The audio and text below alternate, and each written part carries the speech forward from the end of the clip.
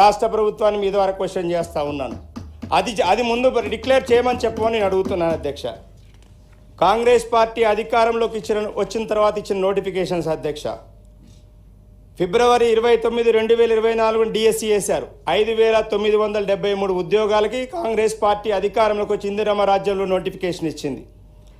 ఆ తర్వాత గ్రూప్ 1కి నోటిఫికేషన్ 5/7/2024 ఇచ్చారు. మెడికల్ అండ్ హెల్త్కి సంబంధించి ఇంకో 5,000 పోస్టులకి 30/9/2024 ఇచ్చారు. టోటల్ పోస్టు ఇందిరమ్మ రాజ్యం వచ్చిన తర్వాత నోటిఫికేషన్ ఇచ్చి ఎగ్జామ్లు పెట్టినటువంటిది 11,033 ఉద్యోగాలు మాత్రమే. ఇది వాస్తవం. ఇది మీ ద్వారా రాష్ట్ర ప్రభుత్వానికి చెప్తున్నాను అధ్యక్ష. ఒకవేళ వారికి ఇది వాస్తవం కాదు అనంటే గత 10 సంవత్సరాలు ఈ 15 నెలల్లో జరిగినటువంటి నోటిఫికేషన్స్, రిక్రూట్మెంట్స్, డేట్స్తో సహా ఒక్క నిమిషం సభ ముందు పెట్టమని అడుగుతున్నాను. సభ్యుడు నేను పాత ప్రభుత్వానికి ఏదో ప్రశంస పొందాలనే ఉద్దేశం ఏదో నేనేమడుగుతున్నా అంటే 10 సంవత్సరాలు పరిపాలించారు, మేము 14 సంవత్సరాలు ఇచ్చిన నోటిఫికేషన్ల గురించి చెప్తున్నాడు. Notification, recruitment is a total process. Notification ఇచ్చేసి నేను చాలా పని చేసిన అని చెప్తే నడవదు అధ్యక్ష. నోటిఫికేషన్ మనమే వేయాలి, పేపర్ లీక్ మనమే చేయాలి, కోర్టు కేసు మనమే ఇవ్వాలి, ప్రాసెస్ ఆపేయాలి. లాభం ఏంది అధ్యక్ష? If you are really concerned, మీకు ఆ ఉద్యోగాలు నింపాలి, తెలంగాణ ఉద్యమ స్ఫూర్తిలో అదే ప్రధానమైనటువంటి డిమాండు, అది నింపాలి అనే పాత్ర ఉంటే మళ్ళీ పొలిటికల్ కామెంట్ చేయాలంటే చాలా మనం ఉద్యోగం పోతే 6 నెలల్లో మనం రాజకీయ ఉద్యోగాలు పొందినాం. కానీ మనకు సంబంధించి ఈ రిక్రూట్మెంట్కి సంబంధించి ఎందుకు కాన్సన్ట్రేషన్ లేదు అధ్యక్ష? గ్రూప్ 1 10 ఏళ్ళలో ఒక గ్రూప్ 1 నేను అడుగుతున్నాగా 10 ఏళ్ళల్లో ఇలా గ్రూప్ 1 సంబంధించిన నోటిఫికేషన్ మేము వేసిన వారే చదివాను, నేనేం చదివింది వారు చదివింది చెప్తాను. 10 సంవత్సరాలు ఒక గ్రూప్ 1 నోటిఫికేషన్ ఉంటుంది అధ్యక్ష. ఏం వాళ్ళ గ్రూప్ 1 జాబ్ ఇచ్చే బాధ్యత మనం కాదా? గ్రూప్ 1 ఉద్యోగం ఒకటే ఇచ్చిందా? మొత్తం 10 ఇయర్స్లో ఒకటే నోటిఫికేషన్ డిఎస్సి. అరే వైస్ ఛాన్సలర్ నియమించేటువంటి పరిస్థితి లేదు. 10 సంవత్సరాల ఎడ్యుకేషన్ సంబంధించిన మొత్తం వ్యవస్థ నిర్వీర్యం అయిపోయింది. ఇవాళ చాలా జాగాల్లో చాలా ఖాళీలు, రకరకాల ఖాళీలు, వారి 2,32,000 ఖాళీలు. 10 సంవత్సరాలు ఎన్ని నియామక పత్రాలు ఇవ్వగలిగారు మీరు? ప్రాసెస్ ఉన్నటువంటివి లేదా నోటిఫికేషన్ ఇచ్చేసి కోర్టుల్లో లిటిగేషన్స్ ఇచ్చినటువంటి అన్నింటినీ మేము రిజాల్వ్ చేసినాం. బాగా చెప్తాం, మా టైంలో మేము కుటుంబాలతో సమేతంగా పిలిచి రిక్రూట్మెంట్ పత్రాలు ఇచ్చినాం. మీరెందుకు చేయలే? మేము అడ్డం పడ్డామా? మా వాళ్ళని అడ్డం పడ్డరా? జేసీ చైర్మన్ కోదండరావు గారు ఇయ్యదన్న ఉద్యోగాలు ఏమని డిమాండ్ చేస్తే తలుపులు వాళ్ళు కొట్టి అరేంజ్ చేసినటువంటి పరిస్థితి పెట్టుకుంటే ఏమధ్యక్ష ఇలా ఉద్యోగాలకు సంబంధించి వారు చెప్తాడు. బాగా చెప్తా, తెలంగాణ ప్రజాపాలన ప్రభుత్వం తెలంగాణ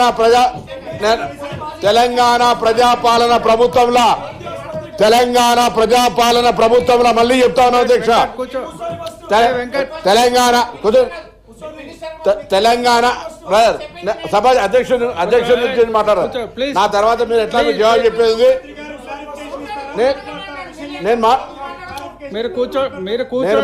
మంత్రి గారు క్లారిఫికేషన్ ఇస్తారు, మాట్లాడతారు. దాన్ని మీరు అధ్యక్షుని హక్కును ప్రశ్నిస్తే అధ్యక్ష నేను మీ అనుమతి తీసుకొని చెప్తాను. నిలబడ్డప్పుడు దయచేసి మీరు నిలబడండి. నేను కూడా రిలవెంట్ సబ్జెక్ట్ చెప్తా ఉన్నా అధ్యక్ష. నేను ఒకటే అడుగుతా, సభను మనం తప్పుదో పట్టేది పెద్దల సభ. నేనేం కోపానికి వచ్చో లేకపోతే ఇంకోలో రాజకీయ విమర్శ చేయాలనేటువంటి ఇక్కడికి వచ్చేటప్పుడు కొద్దిగా వీలైనంత ఆ మనసును కొంత అగ్రెసివ్నెస్ తగ్గించుకునేటికి వస్తాం. మళ్ళీ మా పెద్దలు చైర్మన్ సుఖేందర్ రెడ్డి గారి మేము చూసిన తర్వాత ఇంకా కూల్ అయిపోతాం. పెద్దలు అందరూ చూసిన తర్వాత వానెక్క లాంటి వాళ్ళు అందరూ చూసిన ఇంకా కొంత సాఫ్ట్గా మారుతాం. నేనేం అడుగుతున్నా అంటే, సార్ నోటిఫికేషన్లు ఇచ్చింది లెక్కకి వస్తుందా, నౌకర్లు ఇచ్చింది లెక్కకి వస్తుందా? నా రిక్వెస్ట్ ఏంటంటే మంత్రి గారు ఇప్పుడు ఆన్సర్ ఇచ్చేటప్పుడు ఇవన్నీ చెప్పండి. జనరల్ తప్పుదా అంటే రాంగ్ మెసేజ్ వెళ్ళిపోతుందని ఉద్దేశం కొద్దీ చెప్తాను తప్ప నేను జవాబు చెప్పడానికి సంబంధించి కాదు.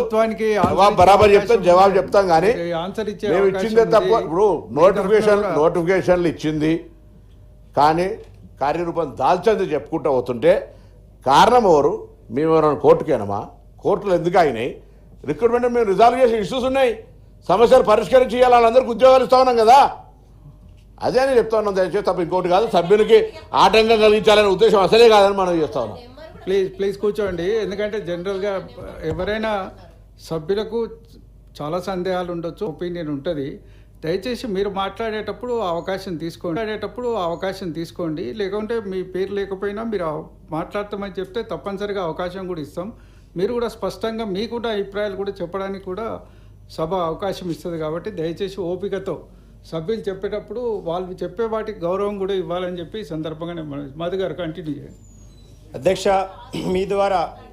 మీ ద్వారా ప్రభుత్వానికి మరొకసారి విజ్ఞప్తి చేస్తాం. బీఆర్ఎస్ ప్రభుత్వం 10 సంవత్సరాల్లో 1,60,083 ఉద్యోగాలు భర్తీ చేసింది.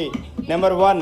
నెంబర్ 2, 42,652 ఉద్యోగాలకి ఎగ్జామ్ పెట్టింది. ప్రాసెస్ మొత్తం కంప్లీట్ అయింది. ఎలక్షన్ కోడ్ రావటం వల్ల వారి యొక్క అపాయింట్మెంట్ ఆర్డర్స్ ఇవ్వలేకపోయింది అనేది వాస్తవం. ఇది వాస్తవం కాదనంటే సభ ముందు పేపర్లు పెట్టమని నేను ప్రభుత్వాన్ని మీ ద్వారా డిమాండ్ చేస్తున్నాను. నెంబర్ 1.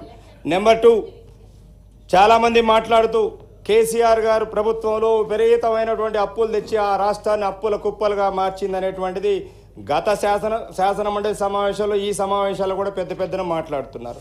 వాస్తవాలు కూడా ప్రజలకు చెప్పాల్సిన అవసరం ఉంది.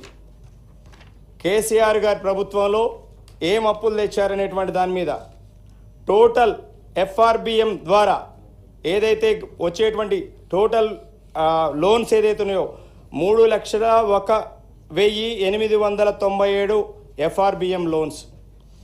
అట్లాగే గ్యారెంటెడ్ గవర్నమెంట్ గ్యారంటీ ఇచ్చి తెచ్చినటువంటి లోన్లు 1,15,599 కోట్లు.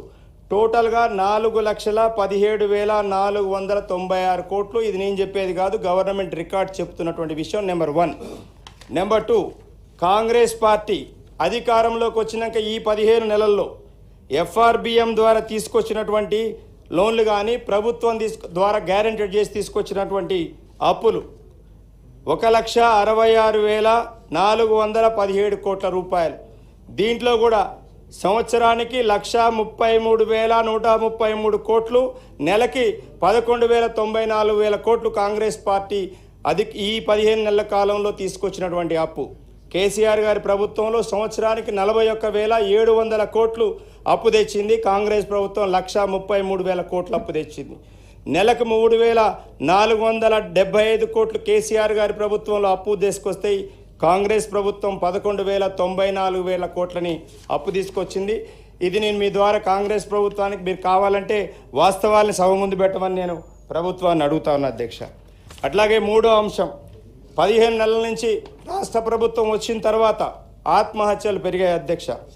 రైతులు 491 మంది, ఆటో డ్రైవర్స్ 116 మంది, విద్యార్థులు అటు గురుకుల పాఠశాల విద్యార్థులు కావచ్చు, ఇతర విద్యార్థులు కాదు, వివిధ కారణాల వల్ల 481 మంది, మొత్తం 1,171 మంది ఈ రాష్ట్రంలో ఆత్మహత్యలు చేసుకున్నారు అధ్యక్ష. ఇది 3వ అంశం అధ్యక్ష. 4వ అంశం, ఈ మహాలక్ష్మి స్కీమ్ గురించి రకరకాల 6 గ్యారంటీల గురించి చెప్పారు అధ్యక్ష. మహాలక్ష్మి స్కీమ్లో 500 గ్యాస్ సిలిండర్, ఆర్టీసీ బస్సు ఉచితం అన్నారు. మేము ఆర్టీసీ